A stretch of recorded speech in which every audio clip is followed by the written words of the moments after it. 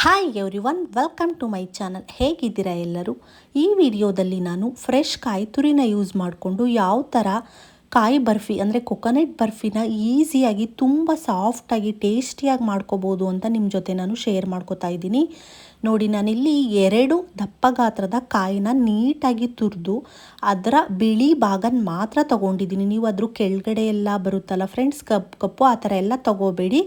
ಬರೀ ಅದ್ರ ಮುಕ್ಕಾಲು ಹೋಳಷ್ಟು ನೀವು ತುರಿದ್ರೆ ಅದರಲ್ಲಿ ಬರೋ ಅಂಥ ಬಿಳಿ ಭಾಗನ ಈ ಥರ ನಾನು ನೀಟಾಗಿ ತುರಿದು ಇಟ್ಕೊಂಡಿದ್ದೀನಿ. ನೋಡಿ, ನಾನು ಇವಾಗ ಇಲ್ಲಿ ಮಿಕ್ಸರ್ ಜಾರ್ಗೆ ಅದನ್ನು ಮೆಜರ್ಮೆಂಟ್ ಮಾಡ್ಕೊಂಡು ಹಾಕೋತಾ ಇದ್ದೀನಿ. ಈ ಬೌಲ್ನಲ್ಲಿ ನಾನು 3 ಕಪ್ಪಷ್ಟು ಫ್ರೆಶ್ ಕಾಯಿ ತುರಿನ ತೊಗೊಂಡಿದ್ದೀನಿ. ನೋಡಿ, ಅಲ್ಲಿ 2 ಕಪ್ ಹಾಕಿದ್ದೀನಿ, ಇದೊಂದು ಕಪ್ಪು.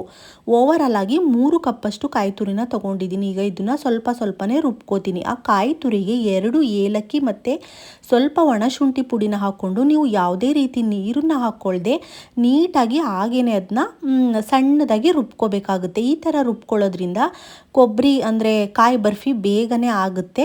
ಇಲ್ಲಾಂದರೆ ದಪ್ಪ ಎಳೆ ಇರುತ್ತೆ ಅಲ್ವಾ, ನಾವು ತುರಿದಿರೋ ಅಂಥದ್ದು ಸ್ವಲ್ಪ ಟೈಮ್ ತಗೊಳುತ್ತೆ ಅಂತ ಈ ಥರ ನೋಡಿ, ಯಾವುದೇ ರೀತಿ ನೀರನ್ನ ಸೇರಿಸೋದಕ್ಕೆ ಹೋಗಬೇಡಿ.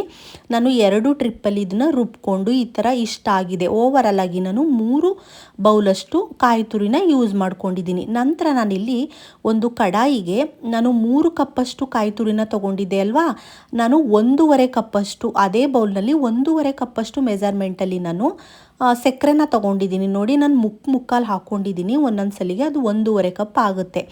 1.5 ಕಪ್ಪಷ್ಟು ಸಕ್ಕರೆನ ತೊಗೊಂಡಿದ್ದೀನಿ ಅಲ್ವಾ, ಅದಕ್ಕೆ ನಾನು 1.5 ಕಪ್ಪಷ್ಟೇ ನೀರನ್ನ ಸೇರಿಸ್ಕೋತಾ ಇದ್ದೀನಿ, ಬಿಸಿ ನೀರನ್ನ ಸೇರಿಸ್ಕೋತಾ ಇದ್ದೀನಿ. ನೋಡಿ, ಈ ಥರ ಸ್ವಲ್ಪ ಆವಾಗ ಈ ಥರ ಅದು ಸಕ್ಕರೆ ತಳ ಹಿಡಿದ್ಬಿಡುತ್ತೆ ಅಂತ ನೀವು ಹಾಗೇ ಸ್ವಲ್ಪ ಸ್ಪ್ಯಾಚುಲಾದಲ್ಲಿ ಅದನ್ನು ತಿರುಗಿಸ್ತಾ ಇರಿ. ಇದು ಯಾವುದೇ ರೀತಿ ಎಳೆ ಪಾಕ ಆ ಥರ ಬರಬೇಕು ಅಂತ ಏನು ನೆಸೆಸಿಟಿ ಇಲ್ಲ ಫ್ರೆಂಡ್ಸ್. ಅದು ಸ್ವಲ್ಪ ಅದೆಲ್ಲ ನೀಟಾಗಿ ಸಕ್ಕರೆ ಕರಗಿ ಸ್ವಲ್ಪ ದಪ್ಪ ಎಳೆ ಬರಬೇಕು, ಅದು ಗೊತ್ತಾಗುತ್ತೆ ನಿಮಗೆ. ಸ್ವಲ್ಪ ತಿಕ್ನೆಸ್ಸು, ಯಾವುದೇ ರೀತಿ ಪಾಕ ಬರೋದು ಅದು ಅಂಟು ಪಾಕ ಆ ಥರ ಎಲ್ಲ ಪಾಕ ಮಾಡ್ಕೊಳ್ಳೋದಕ್ಕೆ ಹೋಗಬೇಡಿ. ನೋಡಿ, ಇವಾಗ ನೀಟಾಗಿ ಅದರಲ್ಲಿ ಸಕ್ಕರೆ ಎಲ್ಲ ಕರಗಿದೆ.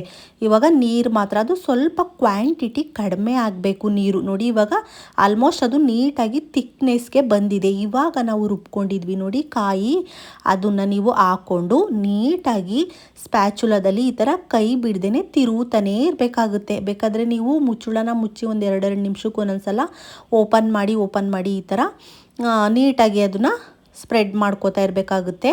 ಅದರಲ್ಲಿರೋ ನೀರಿನಂಶ ಪೂರ್ತಿಯಾಗಿ ಆವಿಯಾಗಬೇಕು ಫ್ರೆಂಡ್ಸ್. ಇದು ಎಷ್ಟು ಚೆನ್ನಾಗಿರುತ್ತೆ ಅಂದರೆ, ನಾನು ಚಿಕ್ಕ ವಯಸ್ಸಲ್ಲಿ ಅಂಗಡಿಗಳಲ್ಲಿ ತಿಂತಾಯಿದ್ದೆ 2 ರೂಪೀಸ್ದು ಕೊಬ್ಬರಿ ಮಿಠಾಯಿ ಬರೋದು, ಸಾಫ್ಟಾಗಿ ಬಾಯಲ್ಲಿಟ್ಟರೆ ಕರ್ಗೋಗೋದು. ನಾನು ಆ ಥರ ಮಾಡ್ತಾ ಇರೋದು ನಾನು. ನೋಡಿ, ಲಾಸ್ಟಲ್ಲಿ ಇವಾಗ ಸ್ವಲ್ಪ ನೀರೆಲ್ಲ ಹಿಂಗಾಗಿ ಬಂದಿದೆ ಅಲ್ವಾ, ಈ ಟೈಮಲ್ಲಿ ನಾನು 2 ಸ್ಪೂನಷ್ಟು ತುಪ್ಪನ ಹಾಕ್ಕೊಂಡಿದ್ದೀನಿ. ಇದು ಪ್ಯೂರ್ಲಿ ಆಪ್ಷನಲ್, ನಿಮಗೆ ನೆಸೆಸಿಟಿ ಇದ್ದರೆ ಹಾಕ್ಕೊಳ್ಳಿ, ಇದು ಅವಶ್ಯಕತೆ ಇಲ್ಲ ತುಪ್ಪ. ಬಟ್ ನಾನು ಚೆನ್ನಾಗಿರುತ್ತೆ, ಸಾಫ್ಟಿಯಾಗಿ ಬರಬೇಕು ನನಗೆ ಅಂತ ನಾನು 2 ಸ್ಪೂನಷ್ಟು ತುಪ್ಪನ ಯೂಸ್ ಮಾಡ್ಕೊಂಡಿದ್ದೀನಿ. ಅದನ್ನು ಹಾಕಿ ಇನ್ನೂ ಸ್ವಲ್ಪ ಹೊತ್ತು ಅದನ್ನು ನೀಟಾಗಿ ಡ್ರೈ ಮಾಡಿ, ಅದರಲ್ಲಿರೋ ನೀರಿನಂಶ ಎಲ್ಲ ಆವಿಯಾಗೋವರೆಗೂ. ಇವಾಗ ನಾನು ಒಂದು ಪ್ಲೇಟಿಗೆ ಇದು ತುಪ್ಪನ ಹಾಕ್ಕೊಂಡು 1 ಸ್ಪೂನಷ್ಟು ಅದನ್ನು ನೀಟಾಗಿ ಎಲ್ಲ ಕಡೆ ಸ್ಪ್ರೆಡ್ ಮಾಡ್ಕೊಂಡು ಈ ಥರ ಗ್ರೀಸ್ ಮಾಡ್ಕೊಂಡು ಇಟ್ಕೊಳ್ಳಿ.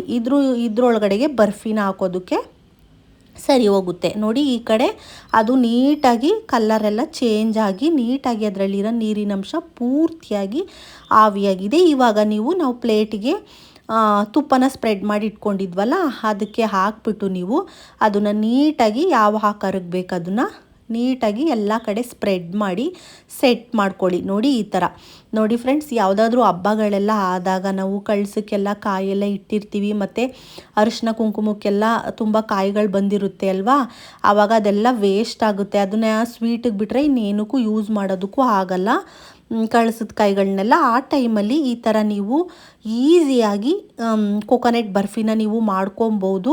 ನೋಡಿ, ಇದಂತೂ ಎಷ್ಟು ಟೇಸ್ಟಿಯಾಗಿರುತ್ತೆ ಅಂದರೆ ಸಖತ್ತಾಗಿರುತ್ತೆ. ನನಗಂತೂ ನಮ್ಮ ಮನೆಯಲ್ಲಿ ಈ ಥರ ಸಾಫ್ಟಾಗಿ ಮಾಡಿದ್ರೆ ತುಂಬ ಇಷ್ಟ ಆಗುತ್ತೆ. ನಿಮಗೆ ಮುರಿದ್ರೆ ಗಟ್ಟಿ ಇರಬೇಕು ಅಂತ ಅನಿಸಿದ್ರೆ ನೀವು ಇನ್ನೂ ಸ್ವಲ್ಪ ಅದನ್ನು ಡ್ರೈ ಮಾಡಿ ನೀಟಾಗಿ ಮಾಡಿದ್ರೆ ಅದು ಗಟ್ಟಿಯಾಗಿ ಬರುತ್ತೆ. ನಾನು ಸ್ವಲ್ಪ ಸಾಫ್ಟ್ನೆಸ್ ಇರಬೇಕು ಅಂತ ನೋಡಿ ಈ ಥರ ಕಟ್ ಮಾಡಿ ಮೊದಲೇ ಒಂದು ಸಲ ನಾನು ಅದನ್ನು ಮಾರ್ಕ್ ಮಾಡಿ ಇಟ್ಟಿದ್ದೆ. ಇವಾಗ ಅದ್ರ ಮೇಲೇ ಇನ್ನೊಂದು ಸಲ ಕಟ್ ಮಾಡಿಕೊಂಡ್ರೆ ಸೂಪರಾಗಿರೋಂಥ ಬರ್ಫಿ ರೆಡಿಯಾಗಿ ಹೋಗುತ್ತೆ. ನನ್ನ ಮಗುಗಂತೂ ಇದು ತುಂಬಾ ಫೇವ್ರೇಟ್ ಫ್ರೆಂಡ್ಸ್.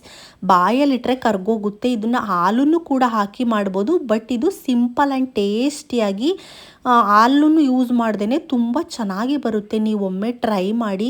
ಇವಾಗ ಹಬ್ಬಗಳಲ್ಲೆಲ್ಲ ಮಿಕ್ಕಿರೋ ಅಂಥ ಕಾಯಿಗಳೆಲ್ಲ ಇರುತ್ತಲ್ವಾ, ಅದರಲ್ಲಿ ಒಮ್ಮೆ ಟ್ರೈ ಮಾಡಿ ನೋಡಿ. ಎಷ್ಟು ಸಾಫ್ಟಾಗಿ ಎಷ್ಟು ಸಖತ್ತಾಗಿ ಬಂದಿತ್ತು ಅಂದರೆ ಬಾಯಲ್ಲಿಟ್ಟರೆ ಹಾಗೇ ಕರ್ಗೋಗ್ತಾ ಇತ್ತು ಫ್ರೆಂಡ್ಸ್, ಅಷ್ಟು ಚೆನ್ನಾಗಿರುತ್ತೆ. ನೀವು ಒಮ್ಮೆ ಟ್ರೈ ಮಾಡಿ. ಹೇಗೆ ಬಂತು ಅಂತ ನನಗೆ ಕಾಮೆಂಟ್ ಬಾಕ್ಸಲ್ಲಿ ಕಾಮೆಂಟ್ ಮಾಡಿ. ಈ ವಿಡಿಯೋ ನಿಮಗೆ ಇಷ್ಟ ಆದರೆ ಒಂದು ಲೈಕ್ ಮಾಡಿ, ಶೇರ್ ಮಾಡಿ, ಸಬ್ಸ್ಕ್ರೈಬ್ ಮಾಡಿ ಫ್ರೆಂಡ್ಸ್. ಇನ್ನಷ್ಟು ವಿಡಿಯೋಗಳಿಗಾಗಿ ನನ್ನ ಚಾನಲ್ನ ಹೀಗೆ ನೋಡ್ತಾ ಇರಿ, ಸಪೋರ್ಟ್ ಮಾಡ್ತಾ ಇರಿ. ನೋಡಿ ಎಷ್ಟು ಚೆನ್ನಾಗಿ ಕಾಣಿಸ್ತಾ ಇದೆ ನಮ್ಮ ಕೊಬ್ಬರಿ ಮಿಠಾಯಿ, ಸಖತ್ತಾಗಿ ಬಂದಿತ್ತು ಫ್ರೆಂಡ್ಸ್. ನೀವು ಒಮ್ಮೆ ಟ್ರೈ ಮಾಡಿ ಅಂತಲೇ ಹೇಳ್ತೀನಿ. ವಿಡಿಯೋ ನೋಡಿದ್ದಕ್ಕೆ ಧನ್ಯವಾದಗಳು friends. Thank you for watching. Bye bye.